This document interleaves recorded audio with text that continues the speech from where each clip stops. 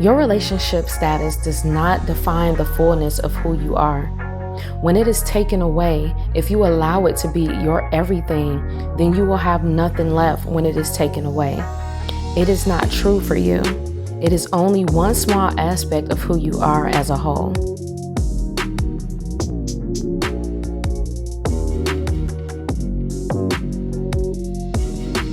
For those who are fresh through divorce, or, our aspect is different about singleness. And I wanted to take some time to encourage you. I remember that my mom had told me that divorce feels like a failure, right? That you feel like you failed at something, which in a sense is true. If you've seen my last video, I discussed how failure, all it is that you lack success, that there is something that you need to do differently, or there may be something that you need to tweak and fix in order to have success in that situation. And divorce is no different. So I wanted to encourage you that you are not the only person who has went through divorce or is going through divorce, but I want to give you a couple of things that I want you to consider as you're going through divorce, or if you've been recently divorced, or even if you've been divorced for a few years and you're like, Coach, I'm still not over it. I'm still upset about it. And the first thing that I want to tell you is that you have to work on forgiveness. Forgiveness is what is going to start the healing process. And really, it is the biggest hump to overcome when you're going through divorce. And not just for that person, but forgiveness for yourself. A lot of times we put in so much work forgiving the other person, but we forget that we were a party to that relationship, right? And that we need forgiveness as well.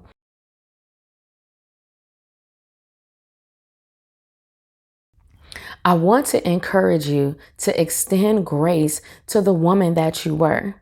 Hindsight is 2020 because we can see where the red flags were, where the mistakes were, what could have been done after the fact, right?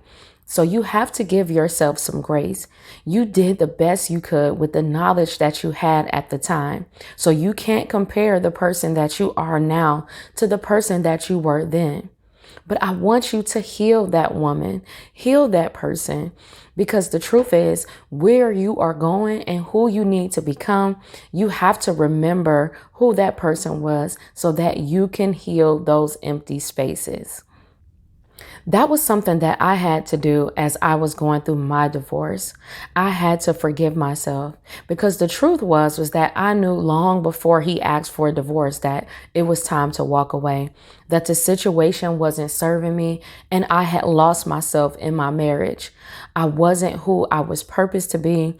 I wasn't who I know that I should be and the woman that I wanted to be.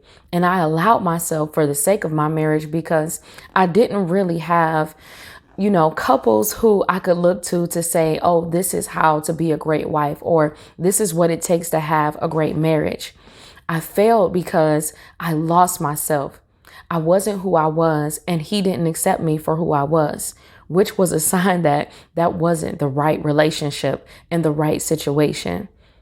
So I had to forgive myself for doing what I thought was best at the time.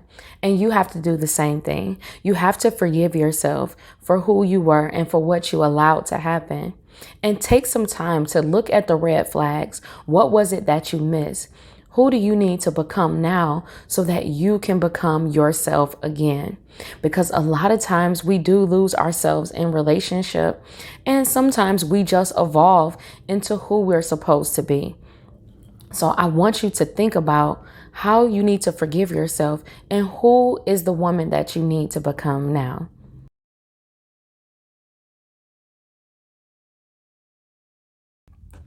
This is also a good time to analyze your circle.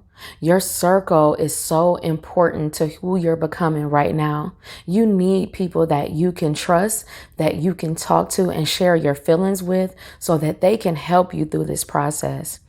I know that you might have been superwoman before, but you're going to need support. I want to encourage you to burn that superwoman cape. That was one thing that I had to do. I had to let go of being everything to everyone except myself. And I had to be who I needed to be for myself so that I could be better for others. Because the truth is, if you don't get the support you need and you don't get the help that you need, you will walk around like a two-edged sword and you will cut every person in your life, those who are in your personal life and those who are in your professional life as well. You won't be a fun person to work around. People will not want to collaborate with you because you're just being hurtful. And yes, it's because you're hurt, but you must do the work. I know that a lot of times we feel like healing should come easy, but the truth is it takes work. So you have to work on it and get the support that you need. Don't seclude yourself from your friends and isolate yourself when they are there to support you. You have supported them, so allow your circle to support you. And I also want to encourage you to get the help that you need. If you need therapy, by all means, go to therapy. Therapists are there to help you through your past so that you can do a little reflection and get tools that you need to be successful now. I want to also encourage you as a life coach to get you a coach. Having a coach is so important because as coaches, it is our goal to make sure that you stay present and future oriented and that you are preparing yourself so that you can reach the goals that you have for your life, be it personal or professional. We are here to help you to accelerate and excel in your life personally. Lastly, I want to say, make sure that you're journaling. You have to get your feelings out in order to understand what it is that you are feeling. A couple of questions that you can ask yourself is, who am I? Because now you have to redefine who you are and know that your relationship status does not show an entire picture or completely define who you are. You are who you are because there are many facets and aspects to you. And this is just one particular thing.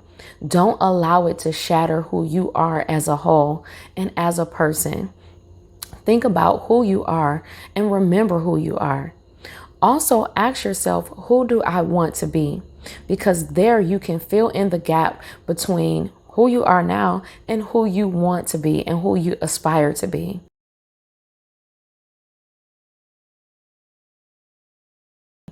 Get deep, dig deep when you're answering these questions. You may used to be a fearless type of woman who was bold, and now you're a little timid.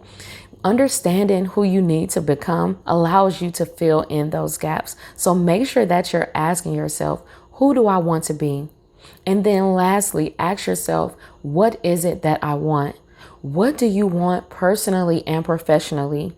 Look past your next relationship because the truth is that you need to work on who you are now so that you can be the best for the next person, not just for them, but also for you. You want to be with a person who is going in the same direction that you are, but you won't know what that direction is unless you take time to figure that out. So spend the time making sure that you know who you are, where you want to go, and the life that you want to live. That is your key to fulfillment. So I hope that these tips were helpful for you.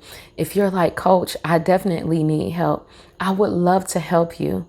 I'm going to encourage you to go ahead and book a consultation with me, and let's discuss some ways that I can help you to find forgiveness so that you can forgive yourself, to build your confidence so that you're ready for your best on your job, in your business, and in your personal life, and to also communicate your needs and create boundaries that will help you to have the best relationships. You can get this information down in the description box or visit www.thedatethyselfcoach.com/services. And I look forward to helping you. I hope that these tips were helpful. I love you to life, and I hope you have an awesome week and be encouraged. And for more tips on how you can find fulfillment in your life, check out this next video. Bye.